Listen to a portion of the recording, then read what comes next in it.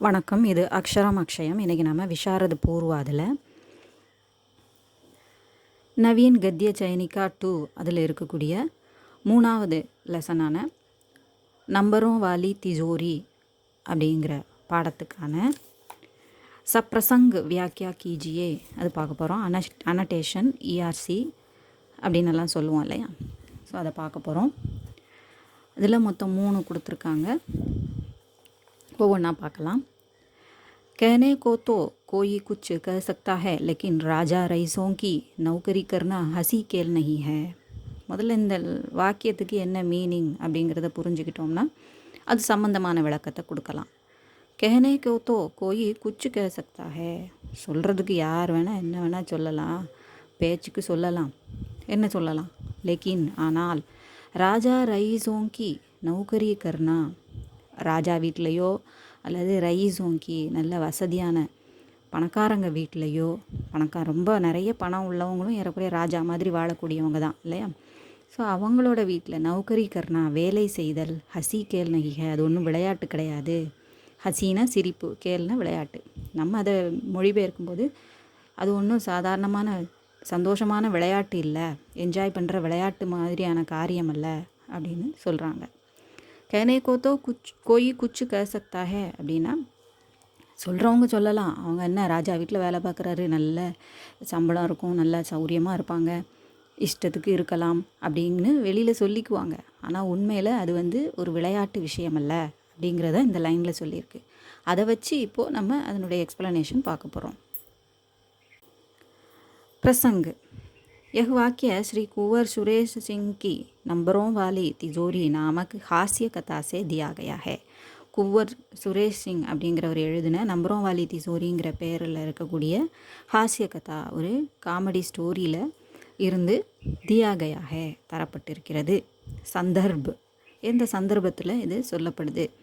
லேக்கக்கு கஹானி ஷுரு கர்னே சே பெஹலே பூமிகா பாந்ததே ஹே.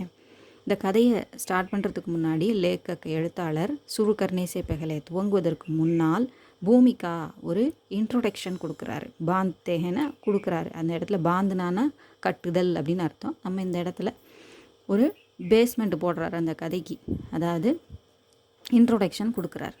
वे सरकारी नौकरी और रियासत की नौकरी का भेद बताते हैं. அரசாங்க வேலைக்கும் சர்க்காரி நௌக்கரி, அரசாங்க வேலைக்கும் ரியாசத் கி நௌக்கரி, இந்த அரண்மனையில் வேலை பார்க்கக்கூடிய இந்த ராஜா பணக்காரங்களோட வீட்டில் பார்க்கக்கூடிய வேலைக்கும் உள்ள பேது வித்தியாசம் என்னங்கிறத சொல்கிறார். இசி சில்சிலேமே வே யஹ் வாக்கிய லிக்தே ஹேன். இந்த சந்தர்ப்பத்தில் அவர் சொல்கிறாரு, எப்படி கவர்மெண்ட் ஜாப்னால் நல்ல வேலை பார்த்தாலும் பார்க்காட்டாலும் கிடைக்கும் அப்படின்னு மக்களிடையே ஒரு பரவலான எண்ணம் இருக்குது. அதே மாதிரி ராஜா வீட்டில் வேலை பார்க்குறவங்க, வெளியில் வேறு இடத்துல வேலை பார்க்குறவங்கலாம் ராஜா வீட்டில் வேலை பார்க்குறவங்கள பார்த்து அவனுக்கு என்னப்பா அப்படின்னு சொல்லிக்குவாங்க. அதை தான் இவர் மறுத்து சொல்ல போகிறார். இப்போது व्याख्या.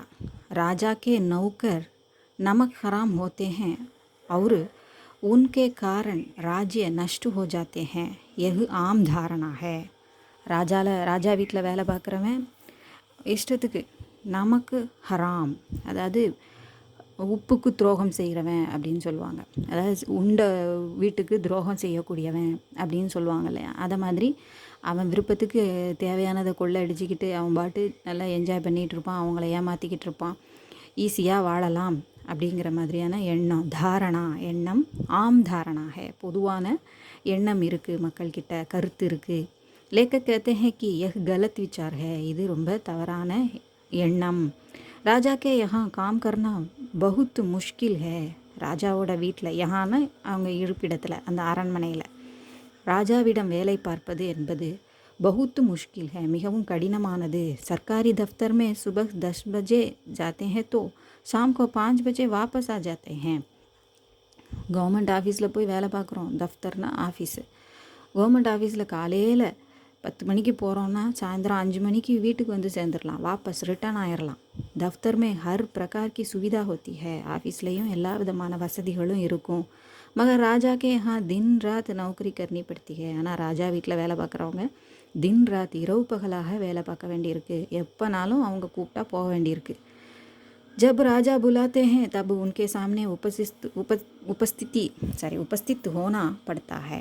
जब ராஜா புலாத்தே हैं எப்போ ராஜா கூப்பிட்றாரோ அப்போ அவர் முன்னால் போய் ஆஜராக வேண்டியிருக்கு. உபஸ்தித் ஹோனா ப்ரெசண்ட் ஆகி இருக்கணும் அப்படின்னு சொல்கிறாங்க. அட்டண்டன்ஸ் கொடுக்க வேண்டியிருக்கு.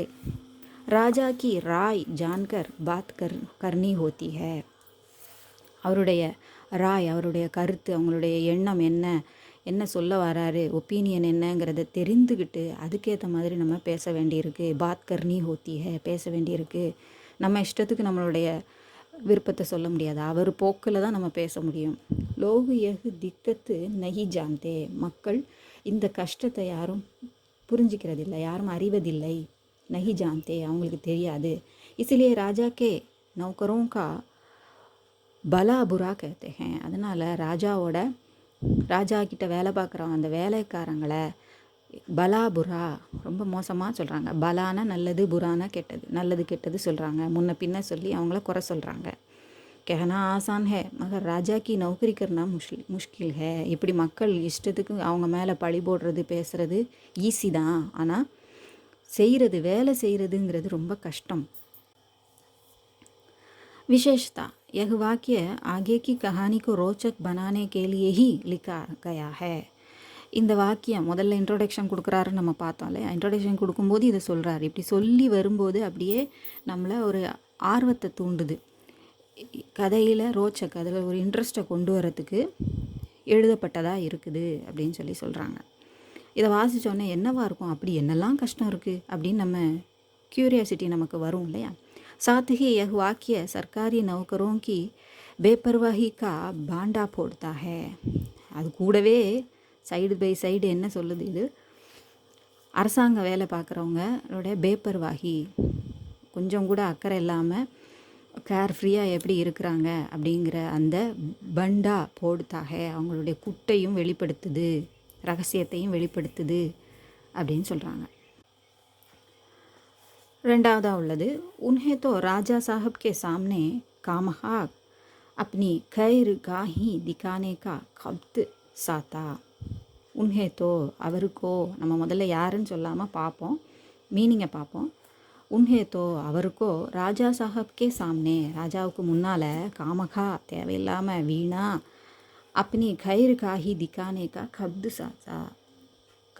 साता, தன்னுடைய நான் எவ்வளோ பொறுப்பானவன், நான் நல்லா வேலை செய்யக்கூடியவன் அப்படின்னு தன்னுடைய பெருமையை காமிக்கிறதுக்கு ஒரு வெறியாகவே அவருக்கு இருந்தது. எப்படியாவது நம்மளை ப்ரூவ் பண்ணணும், நல்லவன்னு ப்ரூவ் பண்ணணும், ஒழுங்காக வேலை செய்கிறேன்னு ப்ரூவ் பண்ணணும்னு அவருக்கு இருந்தது. அது எவருக்கு அப்படிங்கிறது தான் இதுக்கு உள்ளே நம்ம பார்க்க போகிறோம். प्रसंग, यह वाक्य श्री कुंवर सुरेश सिंह की नंबरों वाली तिजोरी नामक हास्य कथा से दिया गया है. இது எல்லா இடத்துலையும் கொடுத்துருக்கக்கூடியது தான். இவர் எழுதின இந்த புத்தகத்திலிருந்து, இந்த கதையிலிருந்து தரப்பட்டிருக்கு. இந்த கதையிலிருந்து நம்பரோं वाली तिजोरीங்கிற பெயருடைய हास्य கதாலிருந்து தரப்பட்டிருக்கு. संदर्भ, लेखक यह नाबालिग राजा के यहाँ नौकरी करते थे. ஏக், லேக்கக் ஒரு நாபாலிக், அதாவது மைனர் ராஜா. அவர் ராஜாவாக வேலை செய்கிறதுக்கான வயசு வரலை. ஆனால் ஒரு ஆள் மூலமாக, அவர் ராஜாவாக இருந்தாலும் ஒரு மேனேஜர் தான் எல்லாம் பார்த்துக்க வேண்டியிருக்கு இல்லையா. அப்படி தான் அந்த நிலைமை இருந்து நம்ம கதையில் பார்த்துருக்கோம் ஏற்கனவே. அங்கே வேலை செஞ்சார். ஏக் மேனேஜர் ரியாசத் கி தேக் ரேக்கு கர்த்தே தே. ஒரு மேனேஜர் அந்த அரண்மனைக்கு உள்ள பொறுப்புகளெல்லாம் பார்த்துக்கிட்டு இருந்தார். தேக் ரேக், மேற்பார்வை பார்த்து கொண்டிருந்தார். இவர் பேரில் எல்லாம் செய்வார், அவர் எல்லா வேலையும் செய்வார்.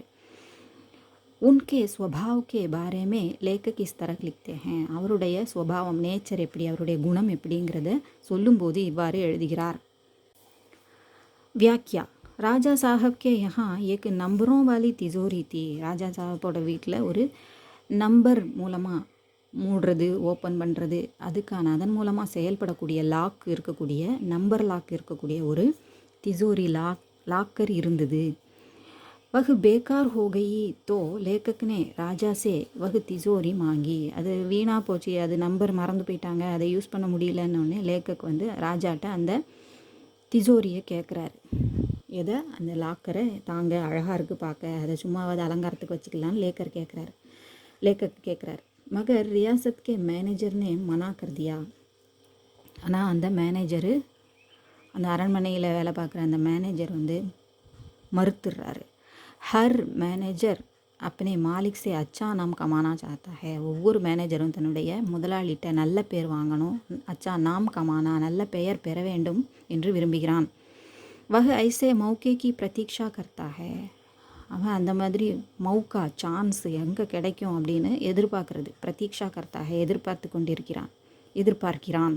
जब मालिक सामने रखते हैं तो कुछ ज़रूरत से ज़्यादा ही अपनी कर्तव्य पारायणता का इजहार करना मैनेजरों की आदत है.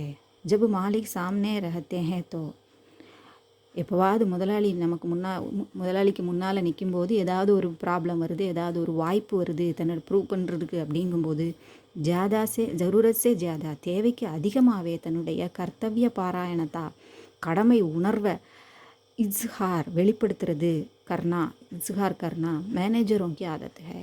இந்த மாதிரியான மேனேஜர்களுக்கு உள்ள பழக்கம். இஸ் ரியாசத் கா மேனேஜர் கோயி அப்பவாது நஹீதா.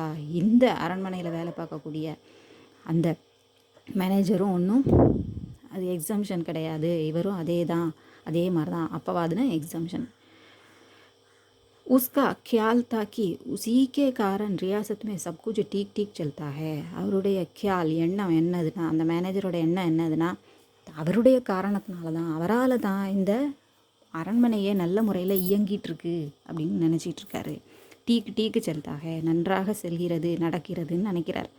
ராஜா சாஹப் கே சாம்னே வஹு மேனேஜர் अपने को उनका शुभ चिंतक सिद्ध करने का प्रयत्न करता था.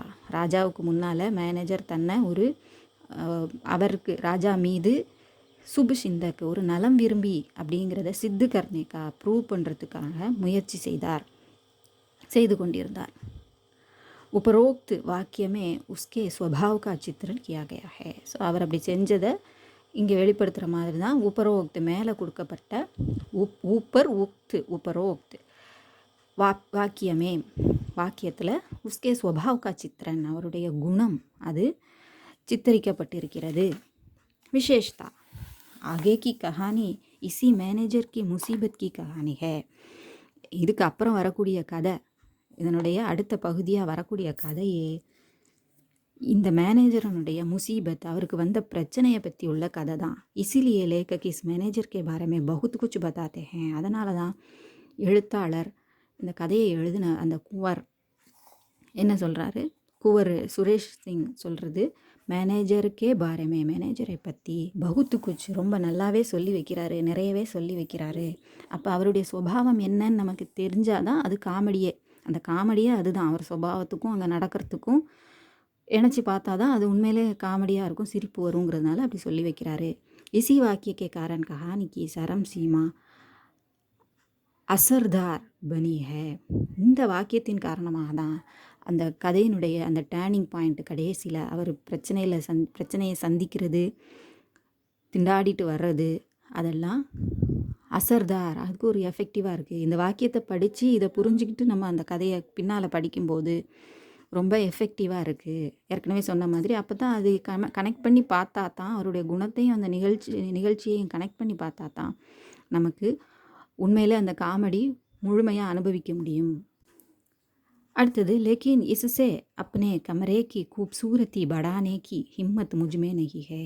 ஆனால் इससे இதை கொண்டு अपने कमरे की என்னுடைய கம்ரா ரூம் கி खूबसूरती என்னுடைய ரூமின் அழகை அதிகரிப்பதற்கான ஹிம்மத் தைரியம் முஜ்மே நஹி ஹே என்னிடம் இல்லை. இது யார்கிட்ட சொல்லியிருப்பா, என்ன சொல்லியிருப்பாங்க? प्रसंग यह वाक्य कुंवर सुरेश सिंह की नंबरों वाली तिजोरी नामक हास्य कथा से दिया गया है. संदर्भ यह वाक्य कहानी का अंतिम वाक्य है. இது கடைசி இந்த கதையினுடைய கடைசி வாக்கியமாக அமையுது. इसी वाक्य के साथ तिजोरी की कहानी आरंभ होती है और इसी के साथ कहानी का अंत होता है. இந்த வாக்கியத்தை வச்சு தான் தொடங்குது, இந்த வாக்கியத்தை வச்சு தான் கதையும் முடியுது அப்படின்னு சொல்கிறாங்க. ஸோ இதை சொல்லி ஆரம்பித்து கடைசிலையும் அதை சொல்லி எதனால் இது சொல்லப்பட்டது அப்படிங்கிறதையும் சொல்லி முடிக்கிறாங்க கடைசியில். அதுக்கு இடையில் என்னெல்லாம் நடந்தது, எதுக்காக இது சொன்னாங்க. व्याख्या लेखक नंबरों वाली तिजोरी को घर के बाहर खुले मैदान में रख छोड़ते हैं.